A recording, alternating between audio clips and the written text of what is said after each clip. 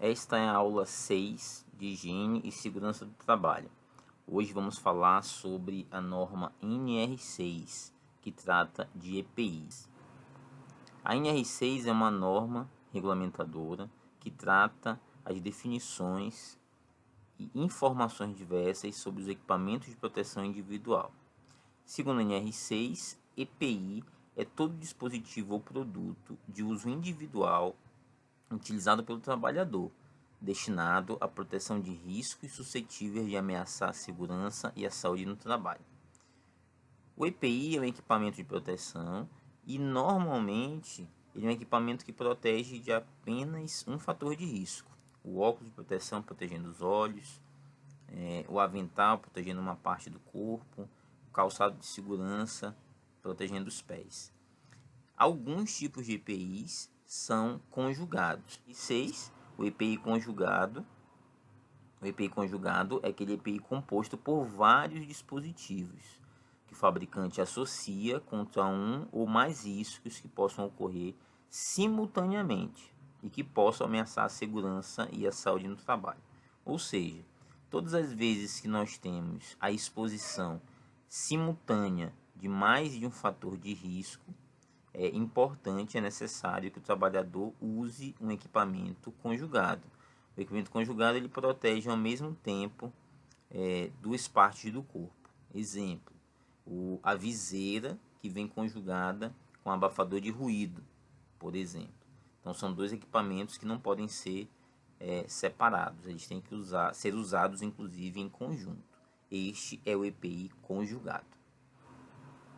A NR6 diz que o EPI de fabricação nacional importado só poderá ser posto à venda ou utilizado com a indicação do certificado de aprovação, também conhecido como CA. Esse certificado de aprovação ele é um atestado de que o equipamento passou por uma série de avaliações, de testes que indicam que ele pode ser comercializado e que, portanto, poderia ser útil para que o trabalhador proteja a sua saúde no trabalho. Segundo a NR6, a empresa é obrigada a fornecer aos empregados gratuitamente EPI adequado ao risco, em perfeito estado de conservação e funcionamento. O EPI ele tem que ser entregue ao funcionário sem haver nenhum tipo de cobrança. E são três as situações em que isso é obrigatório. Primeiro, sempre que as medidas de ordem geral não oferecerem completa proteção contra os riscos de acidentes de trabalho ou de doenças profissionais e do trabalho. B, enquanto as medidas de proteção coletiva estiverem sendo implantadas. E C, para atender a situações de emergência. Exemplo da letra A. Imagine que nós temos um equipamento dentro de uma fábrica que gera um ruído intenso.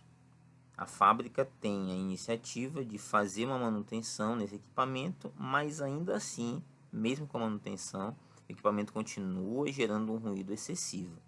Então, mesmo que essa medida administrativa tenha sido implantada, mas ela não tenha surtido o efeito esperado, que era eliminar o ruído, o funcionário vai precisar receber um abafador de ruído, um protetor auricular gratuitamente. Exemplo da letra B. Imaginem que nós estamos num prédio de 15 andares, em que o último andar, o 15º andar, ele é aberto. Ele não tem paredes, ele não tem proteção, ele não tem nenhum tipo de barreira. O trabalhador que for acessar o 15º andar, ele vai precisar estar com equipamento de segurança. Ou seja, ele vai ter que receber esse equipamento gratuitamente. Se a empresa acaba decidindo por criar uma barreira de proteção, criar um isolamento para que ninguém acesse esse local, para que ninguém trabalhe nesse local, isso vai levar um tempo. Então, enquanto a empresa estiver implantando essa proteção, essa barreira, essa grade, construindo paredes ao redor, enfim, enquanto estiver sendo implantada essa ação, os funcionários têm que receber também os equipamentos de segurança. E letra C. toda e qualquer emergência deve ser atendida por alguém que esteja equipado corretamente. Imaginem se nesse prédio de 15 andares, eu estou embaixo e visualizo um colega escorregando lá do 15º andar. Ele escorrega e fica pendurado. Eu não posso tentar resgatá-lo se eu também não estiver equipado. É necessário que eu esteja também adequadamente preparado para que eu possa fazer esse resgate.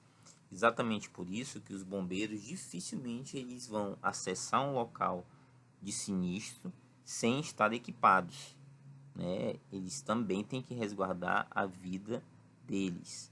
Então, existe toda uma orientação em relação a esse tipo de resgate ou atendimento às situações de emergência, que quem é de uma empresa, que por exemplo, é brigadista de uma empresa, precisa também levar em consideração.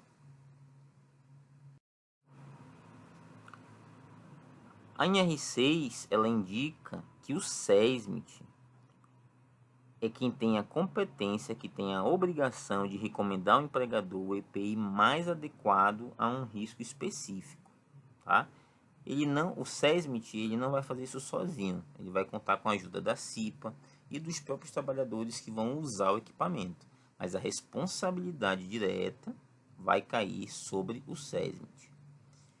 Se a empresa não tiver SESMIT, existe essa possibilidade, nós vimos aí nas normas anteriores, tanto a NR4 como a NR5, ela dá uma margem para que a empresa não seja obrigada a ter. Então, quando a empresa não tem SESMIT, é o próprio empregador que seleciona o EPI mais adequado. Também ele não faz isso sozinho. Ele vai ouvir um profissional habilitado, ele vai ouvir a CIPA ou o designado da CIPA e também os trabalhadores usuários. Tá? Então, sempre que não há CIPA não há SESMIT na empresa, sempre quando não há SESMIT na empresa, o empregador diretamente fica responsável por selecionar o EPI adequado. Quais são as responsabilidades do empregador?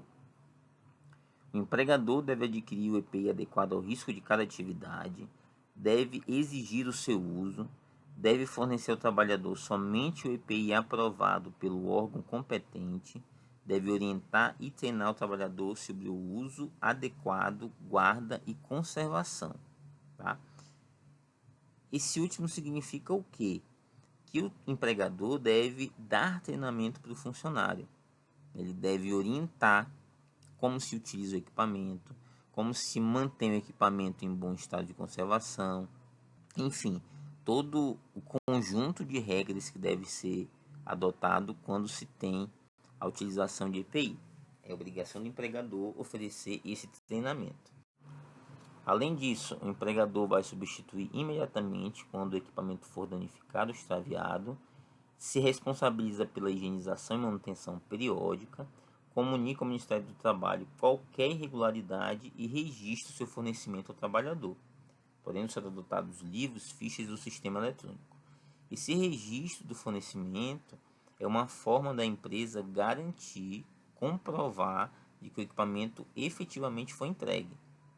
Então, isso pode ser feito através de um registro físico, de uma planilha em que o trabalhador vai assinar, pode ser feito a parte de sistemas de controle digital, né? Então, de repente, o trabalhador recebe o equipamento, coloca lá a digital dele num leitor, e aí essa leitura da digital já atesta que é a garantia de que ele recebeu. E só para destacar aí a letra E, né? O empregador tem que substituir imediatamente também quando ele estiver danificado ou quando ele tiver sido extraviado. Então, mesmo que o trabalhador perca, desgaste, tenha o equipamento roubado, a empresa não pode cobrar, tá? Isso não pode ser cobrado. Eu já vi em algumas empresas políticas de advertência, né? Quando o empregado ele perde muito EPI, até para evitar que isso possa ser um desvio, ou para facilitar essa prática, né, o desvio dos equipamentos em uma empresa,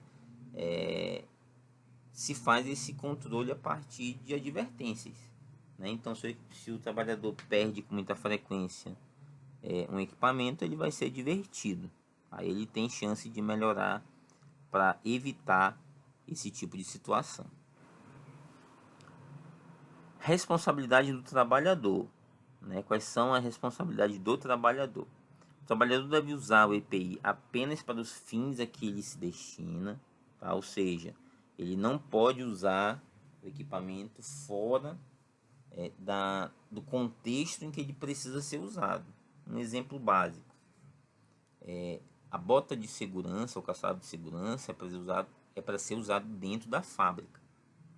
A partir do momento que você usa fora da fábrica, você está desviando o uso do equipamento, né? Por que se vê muita gente na rua usando calçado de segurança? Às vezes é por comodidade, né? O trabalhador sai do trabalho, vai para a escola, vai para a faculdade, vai para casa e já vai com a bota, né? Ou às vezes é porque ele não tem onde guardar, tá? Só que isso vai desgastando também um pouquinho mais o equipamento. O trabalhador deve se responsabilizar pela guarda e conservação do equipamento. Então, ele é responsável por manter o equipamento conservado e guardado. Deve comunicar ao empregador qualquer alteração que o torne impróprio para uso e cumprir as determinações do empregador sobre o uso adequado. Responsabilidade do fabricante importador. O fabricante importador deve se cadastrar junto ao órgão nacional de segurança do trabalho, deve solicitar a emissão e a renovação do CA, vai requerer um novo CA quando houver alteração das especificações do equipamento aprovado, se responsabiliza pela manutenção da qualidade do EPI que deu origem ao CA e comercializa somente o EPI portador de CA. Dois destaques aí. Quando há alteração das especificações do equipamento original, é necessário uma nova solicitação de CA. Então, se eu coloco para teste, para solicitação de CA, uma bota de segurança com palmilha banhada a ouro, eu vou ter que manter essa palmilha banhada a ouro até o final do meu procedimento de cadastro, né? Essa qualidade original, inicial, ela tem que ser mantida. Ah, mas aí eu resolvi trocar a palmilha banhada a ouro por uma palmilha banhada a prata.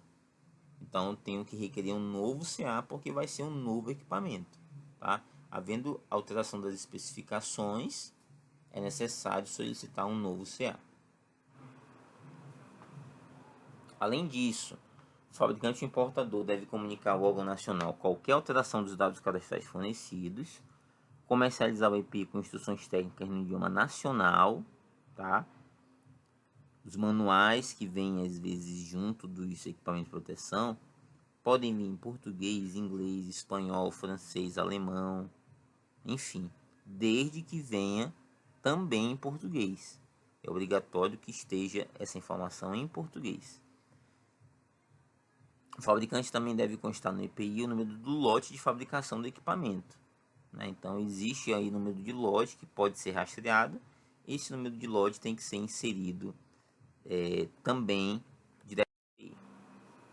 Além disso, o fabricante vai providenciar a avaliação da conformidade do EPI no âmbito do Simetro, quando for do caso, né? Então, em algumas situações, ele tem que atestar que aquele equipamento está adequado, que ele está conforme as normas. E deve fornecer as informações referentes aos processos de limpeza e higienização dos seus EPIs, indicando, quando for o caso, o número de higienizações acima do qual é necessário proceder à revisão ou à substituição do equipamento. O que acontece aí nesse último ponto? Em algumas situações, as fardas que são EPIs, elas trazem na etiqueta uma indicação da forma que deve ser lavado, né? Inclusive a quantidade máxima de lavagens. Alguns equipamentos de proteção, eles têm uma camada química que naturalmente sai na lavagem. Então é necessário que você proceda com a troca quando a quantidade máxima de lavagens for atingida. É uma forma de precaução, né? É mais ou menos como se nós estivéssemos saltando de paraquedas num paraquedas que já está além do tempo de vida útil. É bem provável que esse paraquedas não vá abrir, né? Inclusive, esses esportes de aventura que lidam com cordas, essas cordas precisam ser monitoradas, precisam ser trocadas com frequência, até porque nem sempre a parte externa da corda está ruim, né? Às vezes a parte interna da corda fica ruim e num pulo de bug jump, por exemplo, essa corda pode se romper, né? Então, quem trabalha com esse tipo de serviço tem que fazer todo um controle rígido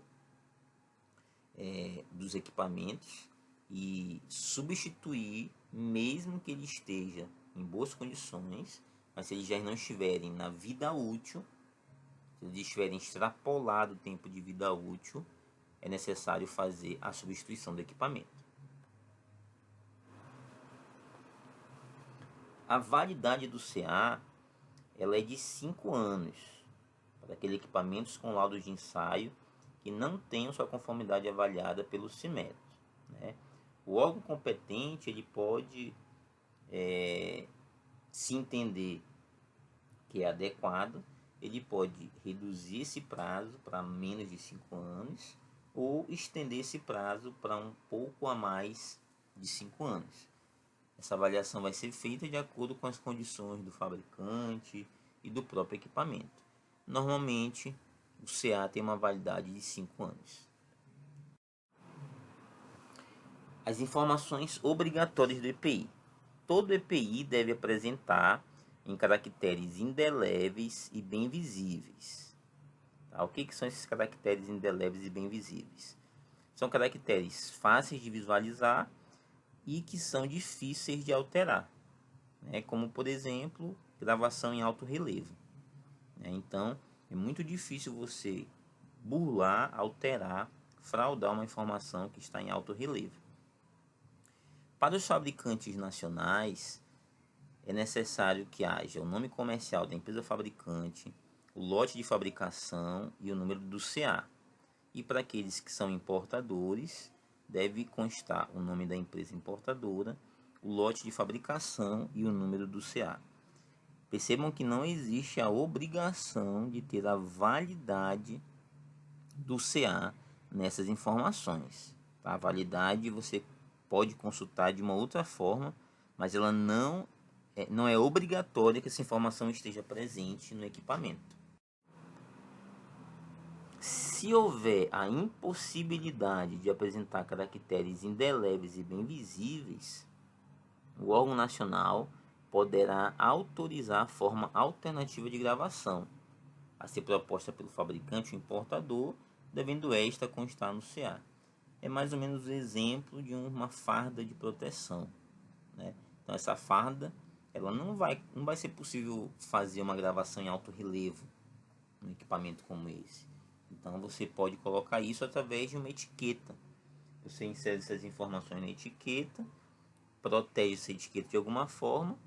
Se isso for aprovado pelo órgão competente, pode ser feito sem nenhum problema. Quais são as competências do órgão nacional, né, do Ministério do Trabalho em âmbito nacional?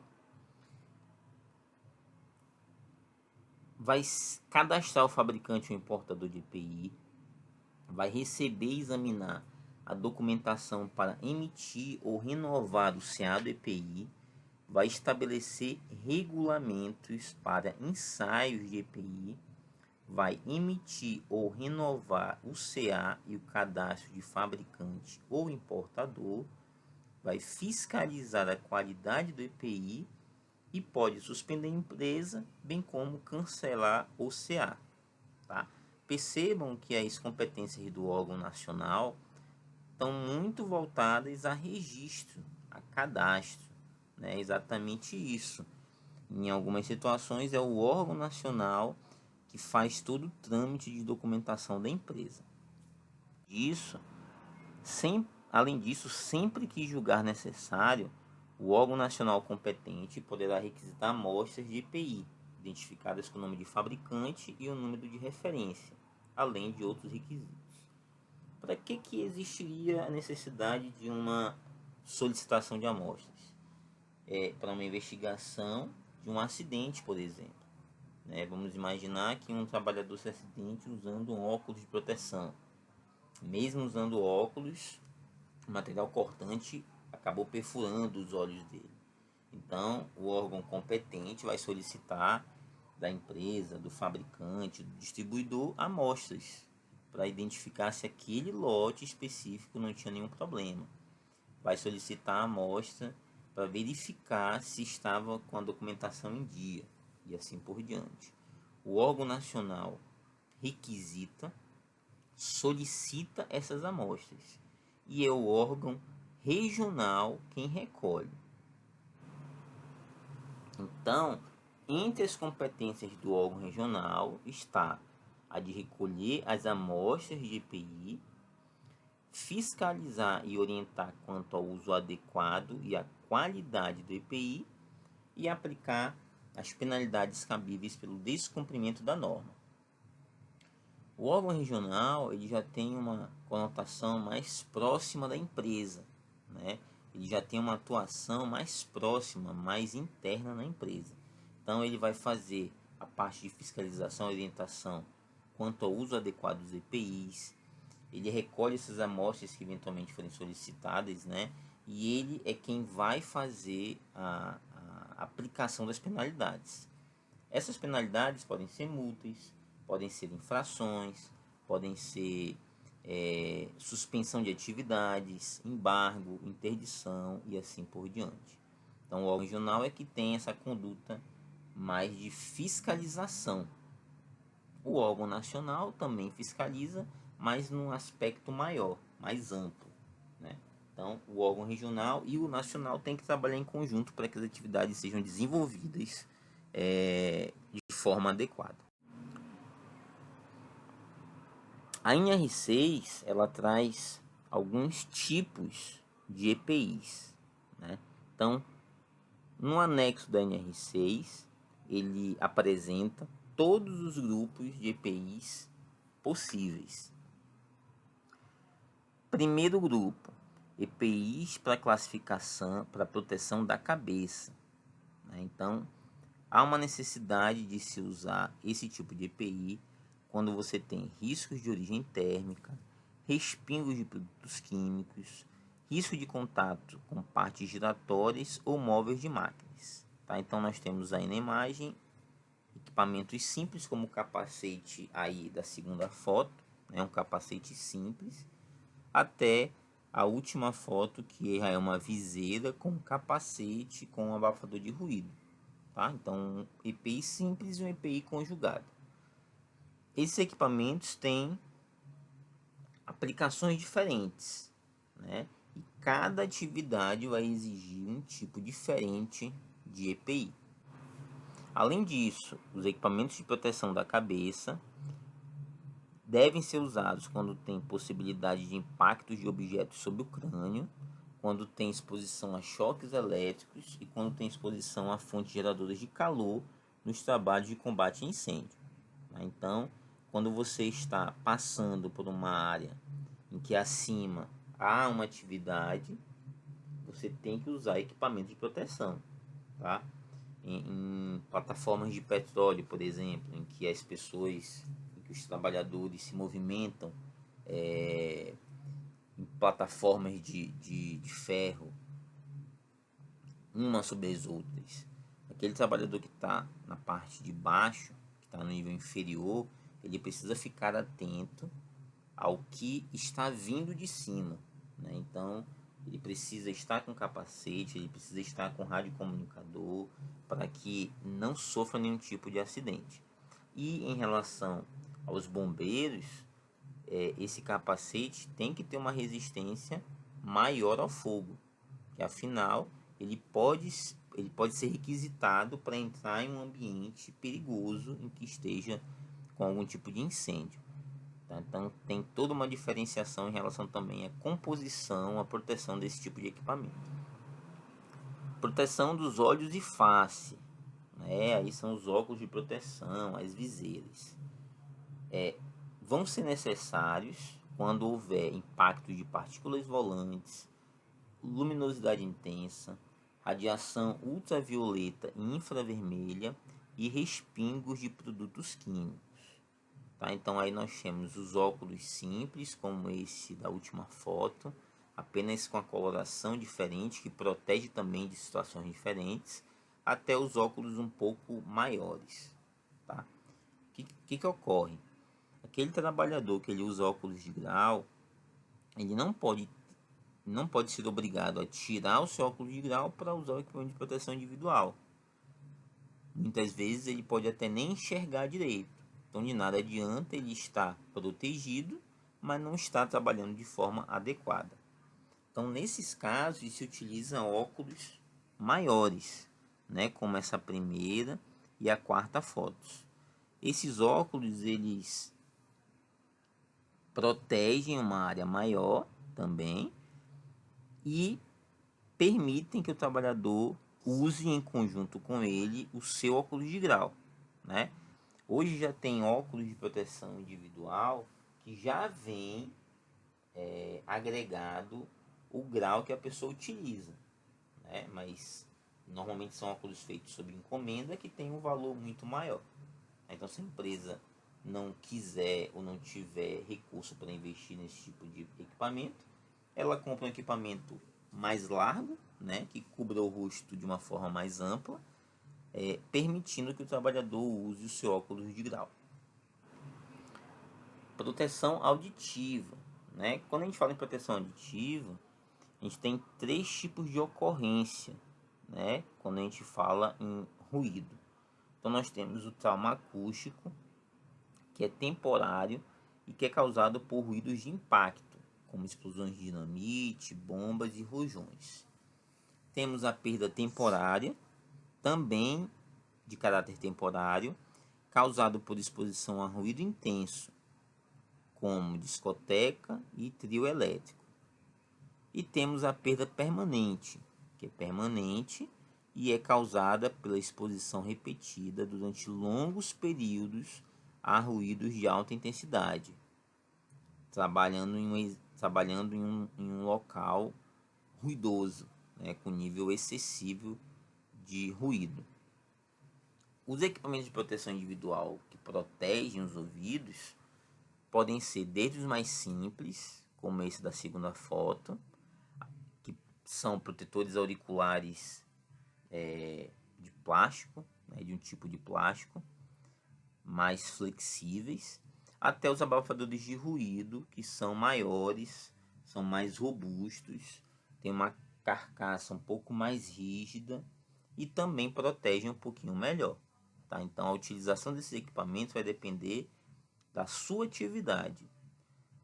Em aeroportos, por exemplo, aqueles trabalhadores que trabalham na pista, ajudando a manobra dos aviões, esses trabalhadores vão utilizar normalmente o abafador de ruído, porque o nível de ruído nesse local é um pouco maior. Tá? Além disso, os equipamentos auditivos de proteção permitem, em alguns casos, a intercomunicação entre vários profissionais. Né? Então, existe um tipo de equipamento que tem um valor um pouco mais alto, que tem comunicadores internos, que permitem que você converse com outra pessoa sem ficar usando o rádio na mão. Tá? Isso facilita também o trabalho.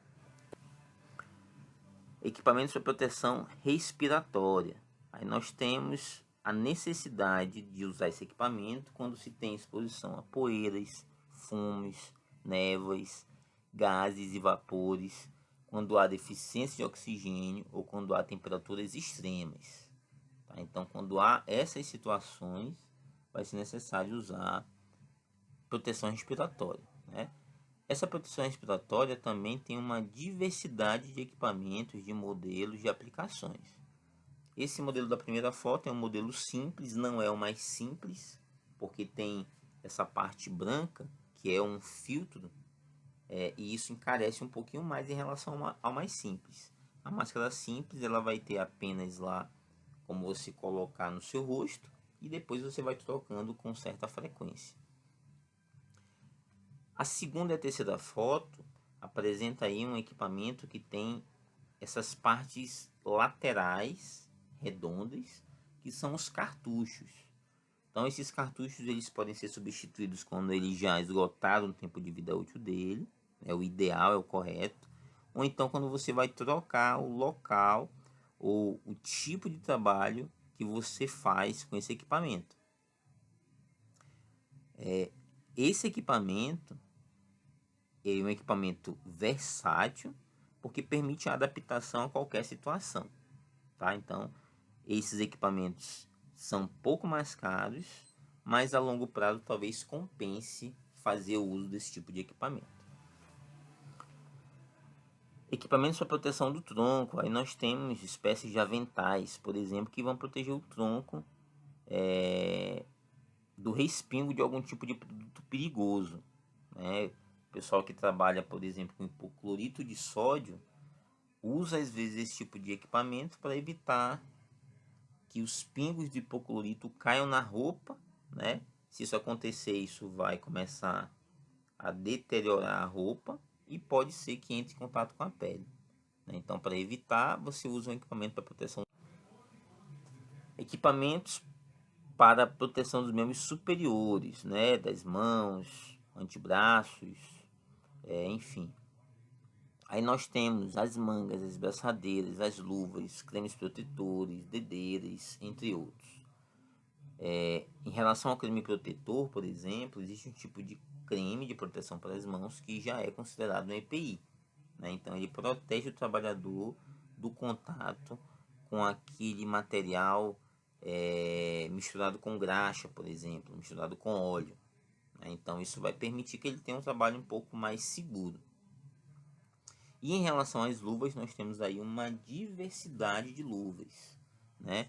Temos luvas para uso quando você está trabalhando com produto químico, quando você está trabalhando com material perfurante, quando você está trabalhando com madeira, quando você está trabalhando com material mais líquido, mais viscoso e assim por diante. Todas essas classificações, elas são às vezes também oferecidas pelos fabricantes, né, que fornecem o equipamento de uma forma adequada para a sua necessidade. Um exemplo de uma atividade que usa uma luva dessa, o que deveria usar, são os açougueiros, né? Então existe um tipo de luva que ela vem com uma proteção que evita que o trabalhador se corte, né? Então, quem tem um supermercado, que tem um açougue, o ideal seria que fornecesse para esse trabalhador, para esse açougueiro, um equipamento de proteção como esse, né, para evitar algum tipo de acidente. É verdade que muitas vezes o próprio trabalhador ele não se sente à vontade para usar o equipamento, né? Isso inclusive pode direcionar para advertências e até para demissão. Mas o trabalhador ele teria que receber esse equipamento para que ele possa utilizar e não há, ou pelo menos diminuir, né? Diminuir ou eliminar o risco de exposição a algum tipo de situação como essa. Proteção dos membros inferiores, aí nós temos as meias, os calçados de segurança, as calças, as perneiras, as botas de forma geral. Essas botas também podem ser configuradas, né? Pode ser toda de borracha, pode ser o bico de aço, podem ser tamanhos diferentes, pode ser aquela bota que você só calça cobrindo o seu pé, pode ser que sua bota seja um tamanho maior. Quem vai definir isso, lembrando novamente, é o SESMIT lá atrás, né? Que vai avaliar e identificar se essa conduta em relação ao equipamento está correta. Todas as vezes que a escolha do EPI prejudicar o trabalhador deve informar a empresa para que seja feita a substituição de uma forma mais rápida. Proteção do corpo inteiro, aí nós temos os macacões, os conjuntos, as vestimentas de corpo inteiro. Esse macacão azul, por exemplo, poderia ser usado em cabines de pintura, né? Trabalhadores que trabalham em indústrias automobilísticas, indústrias de veículos, de motos, de caminhões, vão fazer a pintura dos veículos, e para que eles não tenham contato com a parte do vapor da tinta, né? Se eles estiverem pintando isso, com pistola, por exemplo, eles vão ter contato com esse vapor. Esse vapor, se pegar na pele, pode causar algum problema. Para evitar isso, o trabalhador vai usar essa vestimenta de proteção, tá? E os equipamentos para proteção de quedas quando há diferença de nível. Aí nós temos os dispositivos trava-quedas, os cinturões, as cadeirinhas, os talabartes e assim por diante. Toda atividade que é realizada em altura deve ser realizada com uma atenção redobrada, né? Afinal, uma vez que o trabalhador acessa um local alto, ele já está em risco, por mais seguro que ele esteja. Por que ele está em risco? Porque ele está trabalhando no nível acima do solo. E se houver algum problema e ele de repente cair, dependendo da altura, ele nem sobrevive. Tá? Então é importante que os profissionais usem os equipamentos de segurança.